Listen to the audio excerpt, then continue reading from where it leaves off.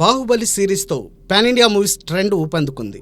ఏ ఏడాదికి ఆ ఏడాది ఈ తరహా చిత్రాల సంఖ్య పెరుగుతూనే ఉంది. ఈ క్రమంలోనే 2024లోనూ చెప్పుకోదగ్గ సంఖ్యలో పాన్ ఇండియా మూవీస్ వస్తున్నాయి. ఈ జాబితాలో ఇప్పటికే పలకరించిన స్టార్స్ కొందరుండగా మరికొందరు ఫస్ట్ టైం సందడి చేయనున్నారు. RRRతో ఆల్రెడీ పాన్ ఇండియా సక్సెస్ చూసిన ఎన్టీఆర్ ఏప్రిల్ 5న దేవర ఫస్ట్ పార్ట్తో ఎంటర్టైన్ చేయనున్నారు. అలాగే రామ్ చరణ్ కూడా గేమ్ చేంజర్తో సెప్టెంబర్లో పాన్ ఇండియా స్థాయిలో వినోదాలు పంచనున్నారు. పాన్ ఇండియా స్టార్గా జేజేలు అందుకున్న ప్రభాస్ ఇప్పటికే 6 డజన్ చిత్రాలతో సందడి చేశారు. ఇక 7వ పాన్ ఇండియా మూవీగా కల్కి 2898 AD ఇదే ఏడాది తెరపైకి వస్తోంది.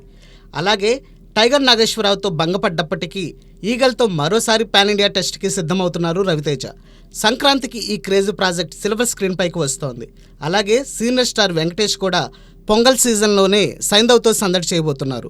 తనకిదే first pan India attempt. Pushpa the రైజ్తో ఇప్పటికే పాన్ ఇండియా హిట్ కొట్టిన అల్లు అర్జున్ 15 ఆగస్టుకి సెకండ్ పార్ట్ పుష్ప ది రూల్తో వస్తున్నాడు. నిరుడు, దసరా, హాయ్ నాన్నతో పాన్ ఇండియా స్థాయిలో అలరించిన నాని కొత్త సంవత్సరం సరిపోదా శనివారంతో రాబోతున్నాడు.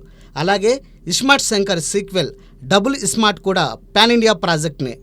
లైగర్తో నిరాశపడ్డ దర్శకుడు పూరి జగన్నాథ్, స్కందాతో కంగుతిన్న హీరో రామ్ పోతినేనికి ఇది సెకండ్ పాన్ ఇండియా అటెంప్ట్.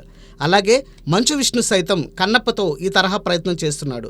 అదేవిధంగా పవన్ కళ్యాణ్ హరిహర వీరమల్లు, ఓజీ చిత్రాలు కూడా పాన్ ఇండియా స్థాయిలో పలకరించబోతున్నాయి. అలాగే ప్రశాంత్ వర్మ హనుమాన్ కూడా ముగ్గుల పండక్కి పాన్ ఇండియా ప్రాజెక్టుగానే రిలీజ్ అవుతోంది. మరి వీటిలో ఏ చిత్రాలకు జాతీయ స్థాయిలో ఆదరణ దక్కుతుందో చూడాలి.